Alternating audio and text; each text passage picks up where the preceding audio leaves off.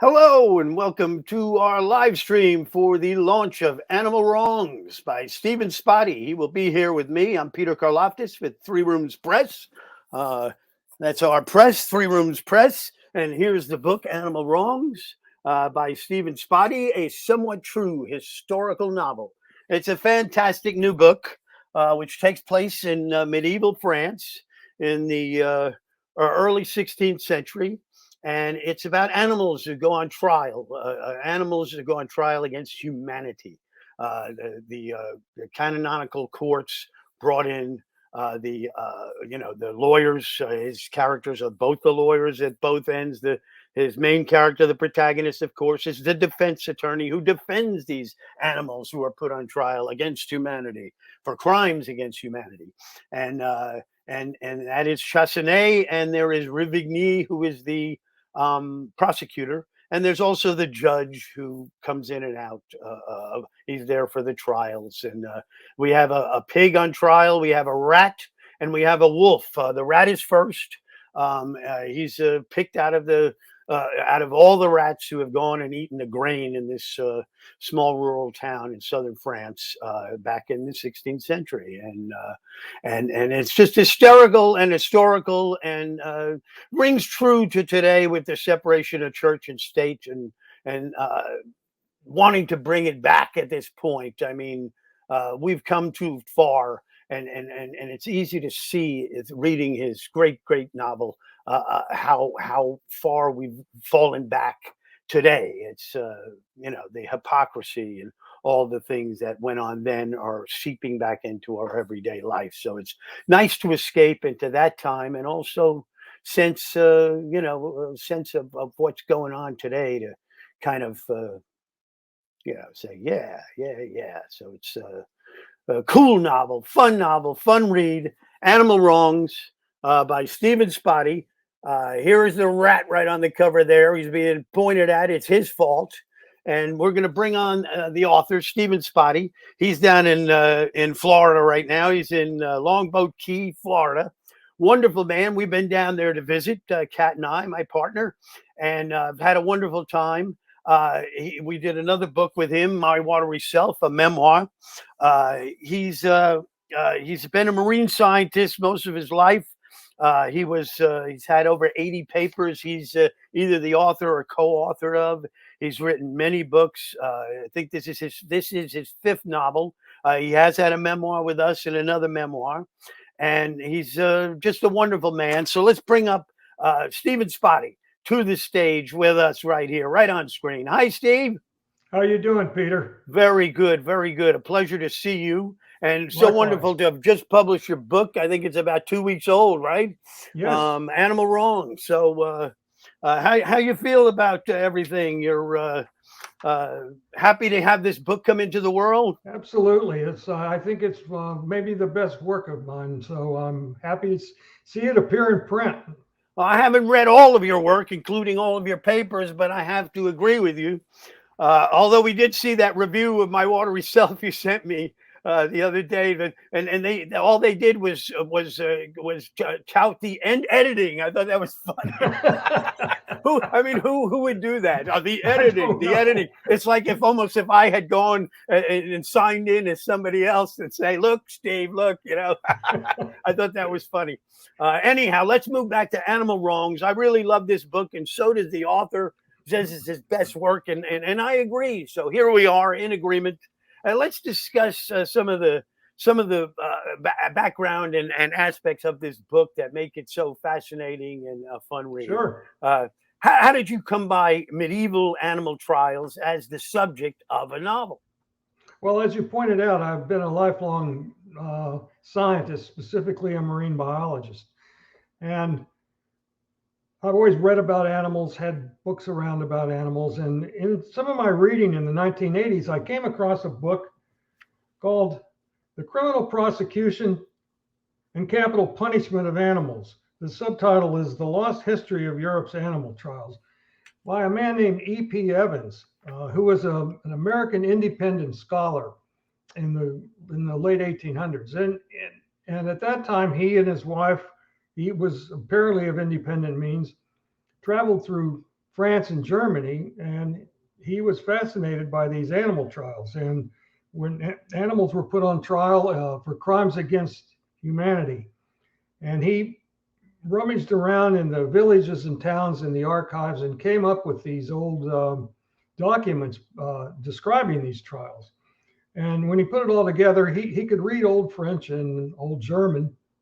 So he was quite the scholar. And he put them together in this book, published it in 1908. And I came across a copy of it and read it, and it was fascinating. And recently I was going through my library and throwing out books that I hadn't looked at in 20 or 30 years. And I came across this one. I read it again and I thought, what a terrific idea for a novel now that I'm retired as a biologist. I have the time to write it. So that's kind of the history of how Animal Wrongs came to be.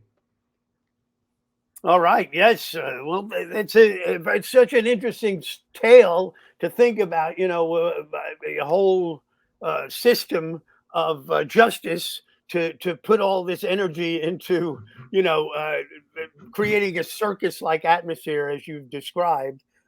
This is the book, Animal Wrongs. I'm going to put the little ticker at the bottom. And if you would like to get a copy of this wonderful novel, it's right here. The link is, and I'm sure that we can put the link also into the comments so you can see that off to the side and buy a copy right there at that little bit.ly by Animal Wrongs. That's all you have to do is go to that and you can buy a copy directly from us of Animal Wrongs by Stephen Spotte. So I just wanted to say there's been a lot of great reviews about it. Kirkus Reviews said a sprightly tale that finds two attorneys in medieval France matching wits over a triptych of unusual cases. The medieval comedy smacks of Monty Python's bawdy and mischievous sense of humor. So, I mean, that right there is enough to click on that button down there and order a copy. So, Stephen, I wanted to ask you next about what sort of crimes were the animals charged with and prosecuted? Well, they were charged with, as I said, in general, crimes against mankind. Those ranged all the way from sort of petty thievery to homicide, where a human being was killed by an animal. And there were two kinds of animals. The petty thievery type, which describes the rat trial. This is Monsieur Rat on my shoulder over here. They were charged with eating the peasants' grain in the city of Autun and the surrounding countryside. And as a result, the peasants went hungry that winter. And this was an actual trial that E.P. Evans describes in his book, in which the rats actually went to trial, and they were accused of stealing the grain. And then there were, of course, homicides, which were the most serious crimes. Those were mortal sins, as opposed to venial sins. So those were basically the sorts of crimes that they were charged with. In terms of the mortal sins, an animal might have killed a human by, maybe it was a horse or a mule that kicked its owner, or an ox that gored its owner and killed him. Most of the crimes, however, that Evans uncovered were committed by pigs, which wandered through the streets of medieval Europe, which sort of just did whatever they wanted. And when they came across a small child, they ate it. It was Right. just food. And so those were the most serious crimes. Well, we've been down in Corsica, not recently, but in the last couple of years, they have pigs running everywhere. It's like they're still doing that there. I guess they're still medieval in that sort of thinking. Well, but sure. I think that I mean, what we ran into there is we published a book by someone, Patricia got a check, her poetry book for quite a few years back, over a decade ago, and so we were visiting her, and we were in the like a Mediterranean. It was like a Mediterranean type town, Calvi, and she was there with us, and we wanted to have this sanglier, which is a wild boar stew. It's a famous stew. It's not No. just so. What happened was we were sitting there at the table, beautiful boats, yachts all around, and we asked her where the best place to get this sanglier was, and she got on the phone and she said it was her brother, and she started talking about him. She goes, wait, and then finally she comes back and she says, "You come over tomorrow. My brother just went out and shot one." So, so they just went out in this. So it's almost could be medieval at that time. They went out and shot one right outside the door, and he's going to butcher it, and they're going to cook it for us tomorrow. That's great. I mean, that sounds a lot better than wasting all this time on a trial. But for me, I mean, but for you, no, and not for us, Three Rooms Press, because we got this wonderful book here, Animal Wrongs, by you. And I know that you enjoyed writing it because here you are saying it's the best thing you've ever written. You couldn't have not enjoyed it other than that. And a lot of other people enjoyed it, like your friend Joe Amato said, a fascinating read, by turns amusing and provocative. Library Journal, Spotty is a master storyteller. These wacky ecclesiastics, that was Joe Amato too. I think it's just wonderful, amusing and clever book. The Fish Shelf, it was the first book I read by Spotty, but it will not be the last. So a lot of people have said a lot of good things about Animal Wrongs. So let's go back to some of the setup of what brought you to create this world or recreate this world in a somewhat historical, true way. Was the Old Testament hierarchy, placing mankind at the top right under God, a factor in these trials? Indeed so, because there were the earthly hierarchy, of course, had mankind at the top, created in the image of God, and the only creature that was created in the image of God. So everything else was a lesser being. And actually there were sort of this loose division of animals into wild animals, which were under the aegis and control of God through the church. And then there were domestic animals, which were under the control of mankind. And what that did was it separated the way the trials were, because the wild animals were then persecuted by the church because they belonged to God. The domestic animals were prosecuted in civil court, which of course was under the aegis of the crown. At that time, it was King Louis XII of France. And what it did was it made the all of the crimes that were committed by rats, mice, locusts, a wolf that ate a sheep, a fox that ate a chicken, were all considered ecclesiastical crimes and prosecuted in ecclesiastical courts under the supervision of a judicial vicar who was a priest trained in canonical law. So he was the final word. There were no juries, of course. And in civil court, they were tried under a conventional secular lawyer, and those could be appealed. The judicial vicar's decision, on the other hand, couldn't be appealed. That was final. And it was interesting because if there was blood to be spilled from a canonical trial, in other words, if the sentence was death at the end of the trial, the judicial vicar assigned it to a civil judge to oversee, because it was forbidden for the clergy to be involved in any activities that involved the spilling of blood. So they couldn't be involved in that, even indirectly.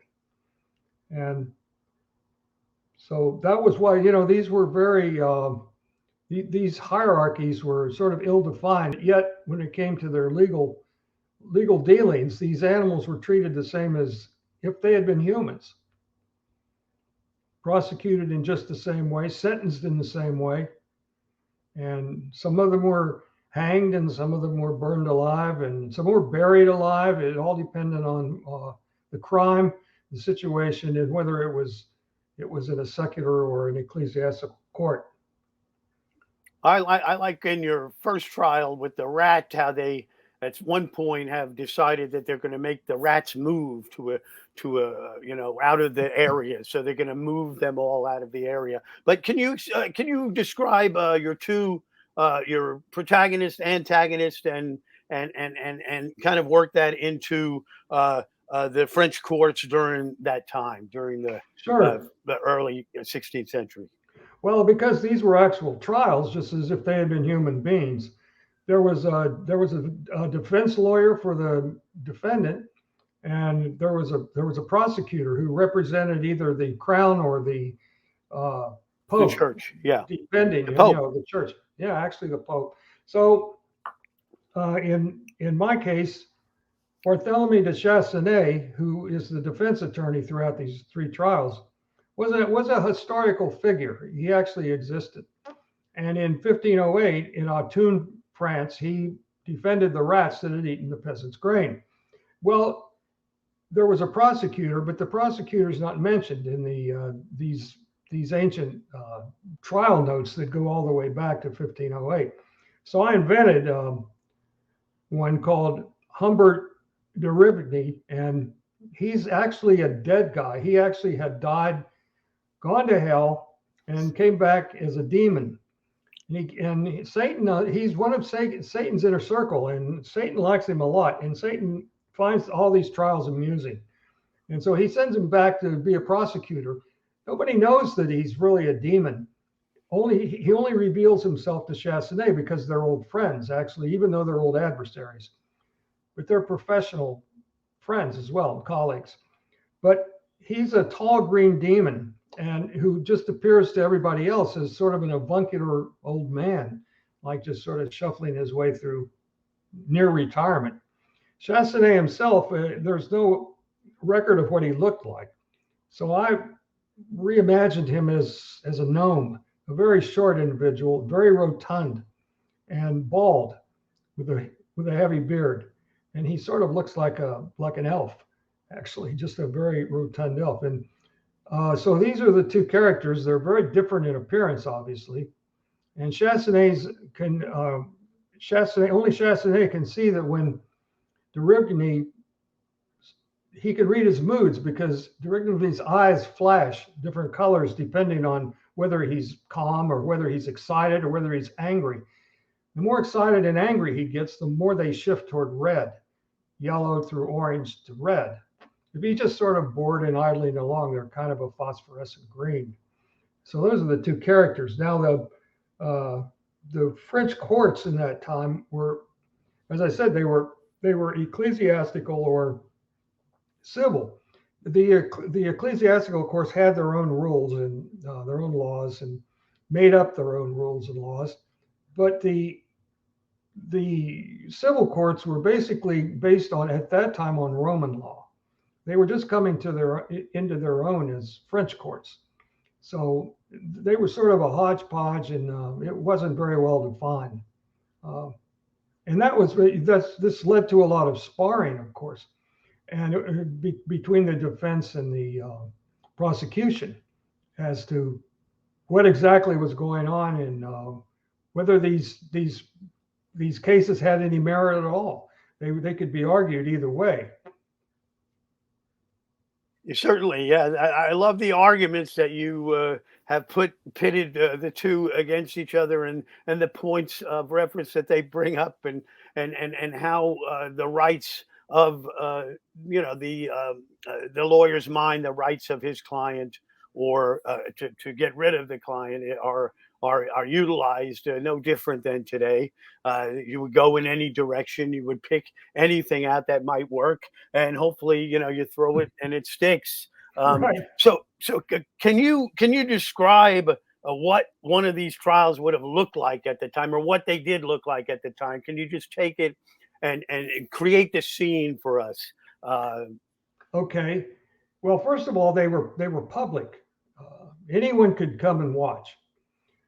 They were out in the open. They were held outdoors if possible, just because of the logistics, like in a market square of a village or somewhere like that, or perhaps on the church grounds or somewhere like that. So more than 90% of the populace couldn't even write their own names. So everybody was pretty much illiterate, and they didn't understand any of these legal arguments. That was clear from my reading about all this stuff. So that basically the lawyers were trying to impress the judge. And so, because that was the way to win the case, the judge decided whether the client was charged or not after the end of the trial. So they didn't care what the viewers thought, and the viewers basically didn't care what they thought either. So imagine these trials in these open spaces in a market, for example, with all the bleating and livestock and crowing of roosters, barking of dogs, pigs that would be snuffling around for scraps because everybody brought picnic lunches. There were vendors selling wine, selling bread, and people got drunk. They quit watching the trial, of course, until they would hear bits and pieces of it because they were held in the vulgar French, so everybody could actually understand the language. But there would be, I mean, everybody came. There would be jugglers and mimes and prostitutes and balladeers, vendors It was a of all kinds. spectacle. It was chaos, and the lawyers had to shout to be heard above the din. And the lawyers prided themselves on being as gaseous as possible. I mean, they were masters of bluster and bloviation. They wanted to outdo each other in terms of their erudition, and they not only quoted the law, they quoted Plato and Aristotle. They quoted scripture. And some of the fun parts in this book, I think, are when Ravigny, who's of course an acolyte of the devil, is quoting scripture, and he's very good at it. He knows what he's saying. So that's well, they were good friends too, right? Yes, they were good friends too. Yeah, the god and the demon. Right. So that's kind of the way it was. It was just a spectacle. It was crazy. It was like a festival. And there would be jugglers, whomever would be there, and yes, and they came to see a hanging or someone burned alive at the stake. I mean, that was entertainment in the Middle Ages. Everybody loved that stuff. So even if it weren't a human like themselves, just anything, a rat, a pig, or a man who might be a wolf. Let's get rid of them. Let's see the public spectacle. Yes. Yeah. Now it's an interesting thing that if it was if the defendant was a bunch of unseen vermin, they would take a representative, an exemplar of that, right, like a rat, and they would put it in a cage, put the cage on a table in the dock, and they would address everything to Monsieur Rat, right, because he was the exemplar. He was on trial. Everyone else was, in absentia. They weren't there. Of course, you couldn't bring all the rats and all the grasshoppers and everything else. In absentia, excuse me. So anyway, if it was a pig in the pig trial, they put the pig in the dock, and so if it could be done, and so in the rat, which I'll read from part of that tale. The Monsieur Rat is one of the characters because he's the defendant. Okay. Well, why don't you set the scene and help us to imagine it right now, and I'll go ahead and get yourself prepared. Stephen's going to read from the book, and in the interim, I will give another couple. Animal Wrongs is an offbeat exploration of human nature. That is an understatement, but it definitely hits the mark. That's basically what it is. And everyone loves Stephen Spotte. You need to read the book. It is Animal Wrongs, a somewhat true historical novel by Stephen Spotte. So here he goes. Oh, look at this. He's got a rat on his shoulder and a wig on his head, bay lawyer. So he's going to do his reading here. Take it away, Stephen. And I'm going to go off stage, and we're going to enjoy Stephen Spotte reading from Animal Wrongs.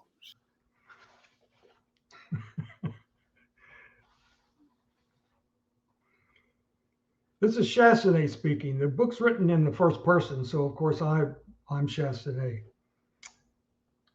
If the court please, I request permission to continue my argument against the anathema of animals. The judicial vicar was threatened to anathematize these animals, and Chassenet's protesting. You may proceed, said His Grace. That's the judicial vicar. I stood. How many of my rats have been baptized, I couldn't say. Nor can I state the number of Catholics among them lapsed or faithful. I do know, however, that only a baptized member of the church can be excommunicated. And if some of my clients fall into that category, then by anathematizing them, the court would be damning them to everlasting hell. The very definition of excommunication is extra quam nulla est salvation, in the vernacular, from which there is no salvation, and can only be enacted against baptized members of the church.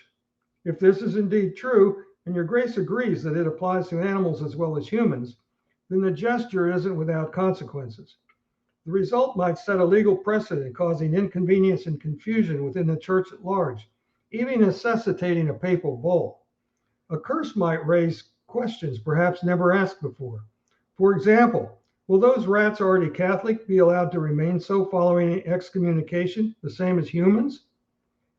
And will they consequently be denied all sacraments except the sacrament of penance? These are important issues, Your Grace. And their disposition could have far-reaching influence, affecting how the church conducts its business for centuries to come. As the court knows from yesterday's presentation, I claim a fallacy in this practice of curses and anathemas against animals, and certainly any notion of exorcising them. The Spanish theologian Martín de Arles de Andalucía questions whether clerics can properly adjure wolves, snakes, and other creatures considered noxious or enemies of man, concluding in the affirmative and citing a bit of writing by William de Avergne, which turns out not to exist.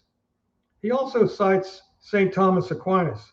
However, Aquinas actually says the opposite and brings us once again to the matter of exorcism. While admitting that exorcising demons inside animals is legitimate, Aquinas says nothing about animals themselves being demonic, a conclusion with which I agree. Demonic animals are entirely fictional entities. Nonetheless, our renowned theologian, Arles de Andalucía, takes the jump directly by unilaterally declaring serpents to be theriomorphic demons. Soon afterward, all animals we fear, loathe, or merely find inconvenient were tossed into this category. In other words, he made exorcism of the animals themselves legal, not just any demons that might inhabit them. To Aquinas, cursing God's creatures is blasphemous. Although demons can indeed inhabit animals, in such situations, they're the ones who ought to be cursed, not their animal hosts. I therefore anticipate a serious issue with throwing curses and anathemas around haphazardly. They could easily hit and injure an unintended recipient. How do you know, for example, that the rats you curse aren't innocent? Their detestable deeds not the work of demons inside them, operating their jaws, moving their legs, and activating their squeak boxes. My point is, be careful what you curse. Identify and confirm its origin before taking action. My next statement regards a fallacy that seems unnecessary even to mention. But evidently some individuals and entities, the latter including the church itself, have forgotten that to be excommunicated requires being human. It has no meaning otherwise. Why? Because animals have no souls. Therefore, the very notion of their excommunication is ridiculous on two facts. First, to become a member of the church required baptism, for which animals are ineligible, meaning that only church members can be excommunicated.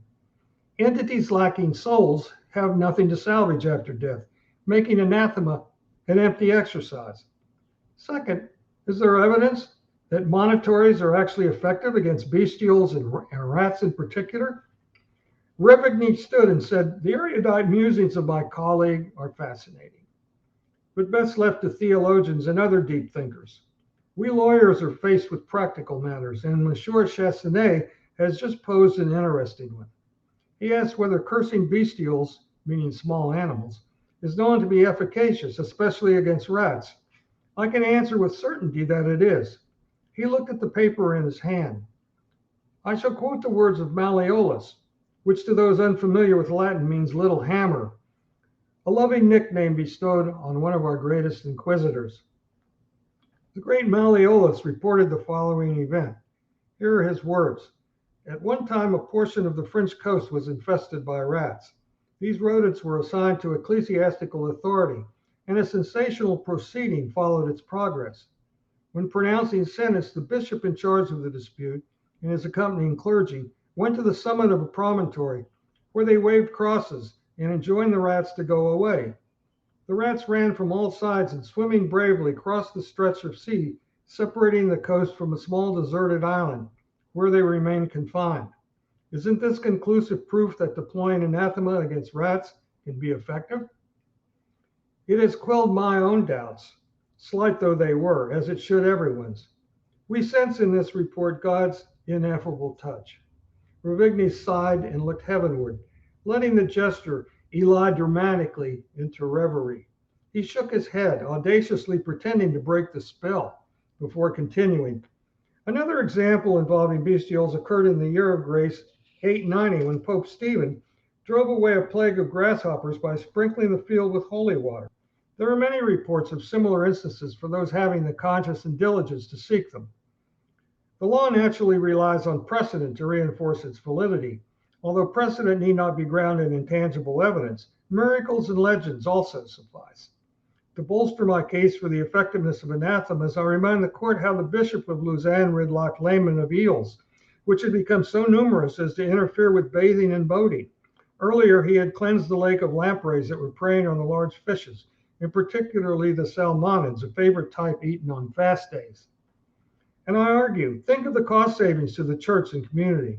Nothing was required except an ecclesiastical curse, and poof, the problem disappeared. Another exemplum was the case of Egbert, Archbishop of Trier, who cursed the swallows that disturbed his homilies by shitting on his head while he stood before the altar, warning that henceforth any of them entering the sanctuary of the church faced instantaneous death. Although I could cite more of these exempla, these are sufficient proof to make doubters tremble. Nonetheless, I said, rising again from my chair, I urge caution when casting anathemas, and I shall give you an example of why. Benefit of clergy is a law in modern France allowing church officials to escape prosecution under secular rules. Obvious advantages have been built into the system for those who qualify, particularly when it comes to the sodomy of choir boys and acolytes. In layman's language, a man of the cloth may be tried only by his peers, that is, other clergymen. Consequently, who could say with certainty that the symbolic defendant on full view in the dock before us, Monsieur Rat no less, isn't a member of the clergy disguised as a rodent? The burden falls on the prosecution to prove otherwise before guilt beyond credible doubt can be effected. I faced the gallery and said, so far, Monsieur, Rigney has avoided this major impediment in his weak prosecution of my clients. But you, the common people, know better. Take a close look at Monsieur Rat. Don't be fooled by his beady eyes and twitching whiskers. Educated clerics tell you that animals on trial are irrational and insensate, but are you convinced, you who live on the land and survive on what it allots? The creatures competing with you daily are hostile, clever adversaries, often able to exert supernatural powers. Think hard, Monsieur Rigby. If you occupied the judicial vicar's office and wore his robe, would you risk casting a curse down on the head of a possible bishop dressed in rat's clothing? Except for the shoes, of course. The judicial vicar was quick to admonish me. Monsieur Chastanet, I have given you ample leeway in defending your clients, but this is stepping over the line and very close to heresy. Watch yourself. Yes, Your Grace, but I haven't demeaned the Heavenly Father merely by bringing up a legal term of pertinence to the case before us. In doing so, I mentioned only the clergy, who last I looked are human, not especially heavenly. If you like, I can prove my point by citing a specific case of fraud perpetrated by field mice disguised as heretical priests. The judicial victor scowled and waggled his finger at me. Another such comments, Monsieur, and I shall charge you with contempt of my court. I bowed. Yes, Your Grace. I beg the court's apology. The gallery had immensely enjoyed my soliloquy on the law, the possibility of demonic shape-shifting, empowering their peasant superstitious, and the infant's exchange with his grace. Even Ravigny's mouth had relaxed into something of a grimace that in certain circumstances might pass as a smile. I felt something rub against my leg and looked down to see a small pig sniffing my boots. I sent it squealing with a kick to the ribs, causing my audience to howl gleefully. Soon afterward, the judicial victor adjourned the proceeding, announcing we would not compete again until Wednesday, the 5th of July. He then asked officers of the court to stay until the bailiff's men had cleared the Theatre Romaine as spectators. When at last we were alone, His Grace explained the impending delay. He would issue an edict ordering rats infesting the granary and fields to depart. My argument had not swayed him, although he agreed not to mention anathema or the threat of it, at least right away. To give the edict added weight, he preferred to issue it via the bishop's imprimatur, but first needed his permission, and the bishop was presently out of town. The earliest they could arrange to meet was Monday, the 3rd of July. Meanwhile, he dared not print hundreds of notices beforehand in case the bishop declined his request or approved it with changes. The edict would be issued in either case, whether through his office or the bishop's remained to be determined. When court reconvened on the 5th, his clerk would read the edict aloud to all present. Immediately thereafter, the postings and public readings would commence. Later at the tavern, Rivigny was elated, grinning maliciously and ready to crow about something, no doubt at my expense. Nice try. I mean, your failed dilatory tactic of asking His Grace to assess God's decision and the motives behind them. He looked at the ceiling as if mentally adding numbers. Such a task would require at least the convening of a Lateran council, consuming months or even years, time enough to let your rascally whiskered clients abscond into the fields and woods.